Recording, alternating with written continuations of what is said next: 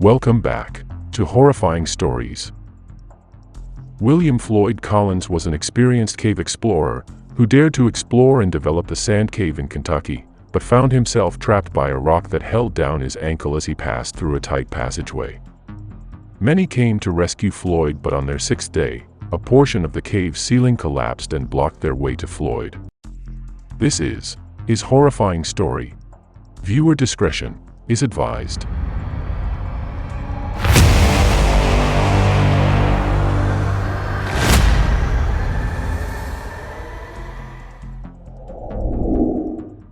Born on June 20, 1887 in Logan County, Kentucky, Floyd began to love exploring caves as early as the age of 6 years old. Not long after, caving easily became Floyd's hobby, and in 1917, 30-year-old Floyd discovered Crystal Cave right within his father's farm lot. Their place was nearby the famous Mammoth Cave. Known to be the world's longest cave system, Mammoth Cave spanned a total of 420 miles. Seizing the opportunity, not only did Floyd enjoy the thrill of exploring the cave, but he also saw its potential for profit as he developed it into a tourist attraction. Now at that time, cave tourism has become the trend in Kentucky, and many ventured into the cave business.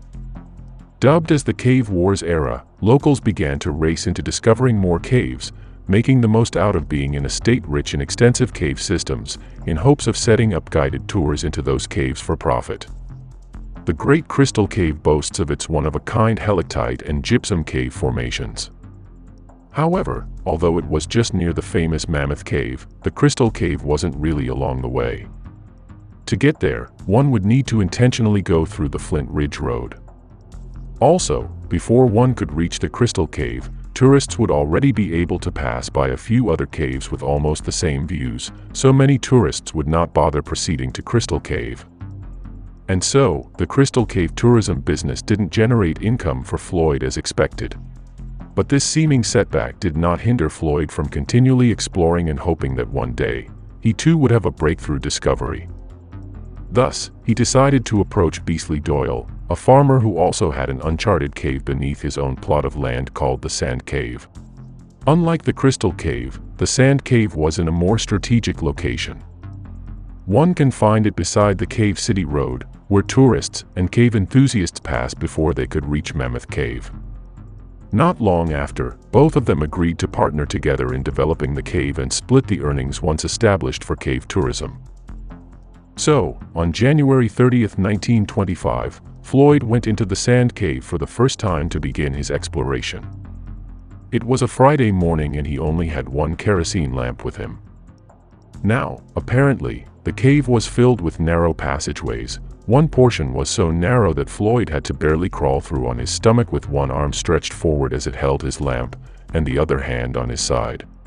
Beyond the very narrow passageway, however, 300 feet away from the cave's entrance, was a majestic subterranean coliseum that had a height of 80 feet.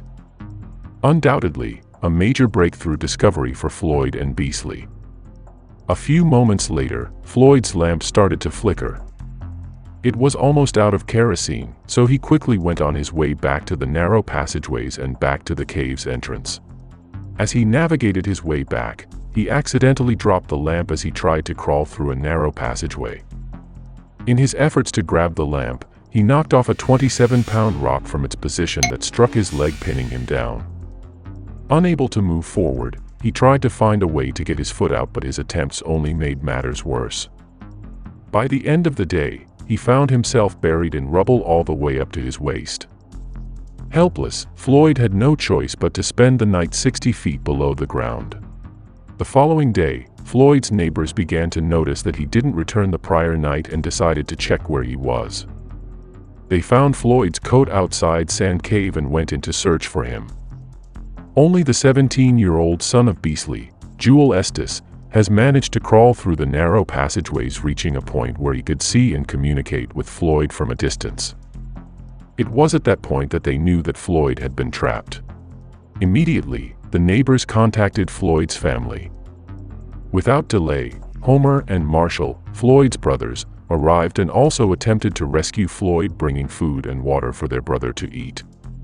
By February 1st, Homer tried digging the ground in hopes of freeing Floyd but failed. One by one, locals, especially those who knew Floyd, started to flock to the entrance to the sand cave and check on the ongoing rescue. Desperate, Marshall put up a $500 reward and called out to anyone who was willing to rescue his brother. No one dared to volunteer for the rescue mission. Many, however, were willing to bring food and drink to Floyd, but as soon as they reached the narrow areas, they got scared and gave up easily, ending up at leaving the supplies in the cracks or crevices without reaching Floyd. In those first few days, rescue attempts were in utter chaos. Plans were all over the place and efforts were not coordinated, adding to the fact that no single person took the lead to strategize the entire rescue mission. On February 2nd, Floyd's condition slowly deteriorated. He was freezing and was constantly shifting in a state of unconsciousness, then back to regaining his senses. News spread quickly across the state of Kentucky. When Louisville Courier journalist William Skeets Miller heard about it, he immediately went to Cave City to Sand Cave. As soon as he arrived, he tried to ask Homer for details, but Homer told him he should go in and find out for himself. Without hesitation, being a man of small stature, Skeets went into the cave in hopes of getting a one-on-one interview with Floyd himself. However, when he successfully reached Floyd and saw his condition, he forgot about his story and felt the urge to help in rescuing Floyd out of the cave. Not long after, Special Police Fire Rescue Team Lieutenant Robert Burton also arrived at Sand Cave and tried to rescue Floyd using a harness. He wrapped it around Floyd's chest and tried pulling Floyd out of the passageway he was trapped in. After a grueling and painful ordeal for both of them, Robert failed to pull Floyd out. By then, around 200 people had already gathered outside the entrance to the sand cave with tents already set up. One tent was selling hot coffee and snacks while the other one was used as a medical station for first aid treatment. That same day, Floyd's caving buddy John Gerald also arrived and counted himself in on the ongoing rescue. The following day, February 3rd, Floyd's story filled the headlines of newspapers and other media outlets across America. The Woodson and Cratch Monument Company from Louisville sent in 3 of their men and attempted to convince John Gerald to allow them to chisel off a portion of the rock above Floyd. However, John Gerald was hesitant of the idea as it could possibly put Floyd in greater danger. An engineer named Henry St. George Tucker Carmichael, a superintendent from the Kentucky Rock Asphalt Company, came to the scene bringing with him a team. It was Henry who first led an organized rescue and started searching for a particular area where they could actually create a rescue shaft for better access to Floyd. But Homer and Marshall and some other locals were worried that creating the rescue shaft would send an unnecessary disturbance to the rocks, fearing it may eventually cause the rocks to collapse and kill Floyd instead. Henry obliged and instructed his team to start removing the rocks from the cave's passageway instead, to clear the way for further rescue attempts. Meanwhile, Skeets and a few other volunteers plugged an electric cord full of light bulbs to a 32-volt generator and hung it inside the cave all the way to Floyd to provide light and keep Floyd warm. Because more and more people kept coming to the scene, the National Guard had to be deployed to the cave's entrance area for crowd control. Lieutenant Robert also came back that day to try pulling Floyd out once more, even if it meant Floyd coming out with one foot missing. However, John Gerald strongly opposed Robert's plan, causing a heated argument between the two. At that time, a lot of the rubble that fell on Floyd had already been removed and they were starting to discuss the idea of using jacks to push the rock up to free Floyd's foot. Skeets went in to try this, but none of the 3 jacks he brought had fit perfectly under the rock. The first 2 were too big while the third one was too small as well. They tried to work around it and put it on top of wooden blocks to compensate for the gap, however the wooden blocks kept slipping out. Drained, frustration got the best of Skeets and it was Floyd who told him to rest first and just try again the next morning. Early the next morning on February 4th, they focused on using the jacks and went for another try, convinced that it was the best option they had so far. Lieutenant Robert held a press briefing and told the media they were hopeful that a successful rescue would happen soon. However, at that point, the cave ceiling had already started to show early signs of crumbling. John Gerald was starting to get worried that this could be brought about by the number of people frequently entering and exiting the cave. He noted that the body heat could be an additional contributor to the chances of the cave crumbling down.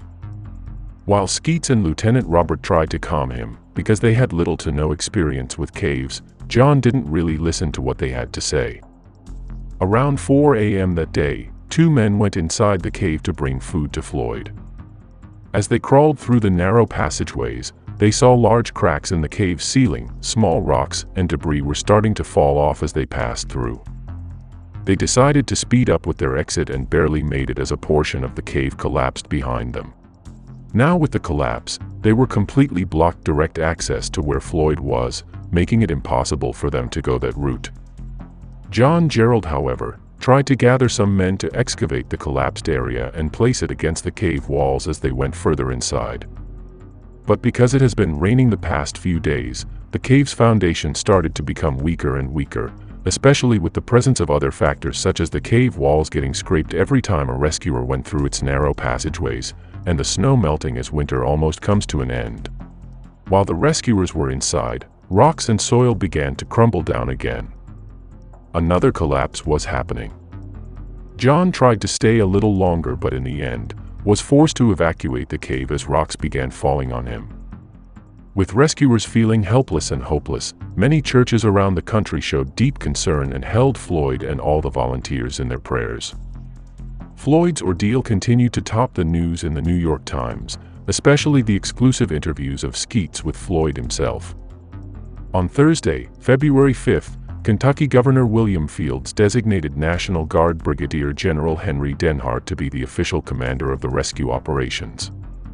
Engineer Henry Carmichael, on the other hand, was tasked to oversee the building of a 6 feet by 6 feet vertical shaft to reach Floyd. General Henry Denhart gave clearance to proceed with the building of the shaft. The team proceeded to discuss and agree where to install the shaft. By 1:30 in the afternoon, after they had come to an agreement, they went to work using only picks and shovels. The rescue team intentionally didn't use drills, dynamites, and any other motorized tools because they did not want to risk another collapse. Soon, supplies kept coming in at the scene as companies and businesses across the country continued to send them in. Now, the cave's entrance area was not only filled with people but also with supplies. After sundown, a total of 75 men worked all night to manually shove the ground for the rescue shaft. Forecasted at a rate of 2 feet per hour, Engineer Carmichael said that it would take them 30 hours to reach Floyd, who was 60 feet below the ground. The first 4 to 5 feet that they were able to excavate was all mud, but in the next few feet, it became a mixture of mud and rock. Because the shaft that they were trying to achieve was not that big, only 3 people could work at one time, and by 7 p.m., they were only able to dig 7 feet deep into the ground, a digging rate of only 1 foot per hour. February 6, 1925. It was Friday, and it has been 1 week since Floyd was trapped 60 feet under. Although the work being done for the shaft had been systematic and had more than enough volunteers and supplies, progress was still quite slow. This was mainly due to the huge rocks, gravel, and muck in the shaft. They were still 17 feet deep. With the pressure and their race against time, tension started to increase, causing many heated arguments between the rescue teams, locals, and even the family. To avoid further division in the ongoing rescue operations, Homer, Floyd's brother, and John Gerald, Floyd's caving buddy, were banned from entering the site from that day forward. Many people, including national and foreign media as well as movie crews, continued to flock to the site. It was a dramatic story to cover. Due to the huge influx of people, on February 7th, National Guard decided to secure the scene with the fence to prevent people from coming near the scene and disturbing the ongoing operations. That same day, the National Red Cross also arrived to provide food for the rescuers and volunteers. By February 8th, around 10,000 people had been recorded at the scene, making it seem like a carnival instead of a rescue mission. Around 1 p.m. that day, they were only able to reach a depth of 23 feet. Non-stop rain continued to slow down the progress in the shaft. And as if it wasn't enough, it snowed on February 11th and the temperature dropped to 20 degrees. 13 days since Floyd entered the cave, on February 12, they were still at a depth of 48 feet with the shaft. Along with the digging, rescuers had to continuously reinforce the rescue shaft's walls to avoid collapse. Due to the blocked passageways, Floyd hasn't had food or drink for over 1 week by then. Around 10 p.m. the following day, February 13th, they reached 52 feet deep. By February 14th, they were at 55 feet. They only had 5 feet remaining, but the shaft's sides also started to show signs of an impending collapse. Desperate, rescuers started to dig horizontally in hopes of getting to Floyd faster. Making matters worse, rainwater started to accumulate at the bottom of the shaft because of continuous rain, and it was now 2 feet deep. The next day, February 15th, rain still hasn't stopped, and so is the influx of people to the site. That night, they were finally a few feet from Floyd. Then around 1:30 in the afternoon of February 16th, they broke through one of the cave's passageways and finally reached Floyd. Much to their dismay, they found a lifeless Floyd. They were around 24 hours too late, as his body state would show. Floyd died due to exposure, extreme fatigue, and starvation. Because there was no life to rescue anymore and Floyd's leg was still stuck under the huge rock, and with the shaft almost about to give up, they decided to leave his body in the sand cave and no longer risked retrieving it. 18 days of grueling rescue ended up in such a tragic discovery of Floyd's dead body. 2 months later, Floyd's body was finally retrieved from beneath the sand cave and he was buried in his family's farm lot. He died in hopes of achieving a breakthrough discovery through the sand cave. Yet despite failing to develop the sand cave, his death also allowed the Great Crystal Cave to become known along with the rest of Kentucky's cave country, and eventually resulted in the establishment of Mammoth Cave National Park in 1941. In 1927, Dr. Harry Thomas bought Crystal Cave and dug out Floyd's remains. He placed it in a glass-topped coffin inside the Great Crystal Cave to lure tourists and make it another attraction. Beside Floyd's coffin was a tombstone that read, "Greatest Cave Explorer Ever Known." In 1961, the National Park Service bought Crystal Cave and restricted access to Floyd's tomb before eventually deciding to transfer his tomb and buried him in Mammoth Cave Baptist Church in 1989. Meanwhile, Skeets Miller's interviews with Floyd eventually earned him the Pulitzer Prize. Needless to say, the dramatic yet tragic story of Floyd Collins resulted in the publishing of a couple of books entitled Trapped and The Life and Death of Floyd Collins, the production of a musical entitled Floyd Collins, as well as a Hollywood movie entitled Ace in the Hole. Thank you for making it this far. If you liked this video, hit the like button and subscribe to our channel. We would love to hear from you. And let us know of your story suggestions in the comments below. Once again, thank you and see you on the next one.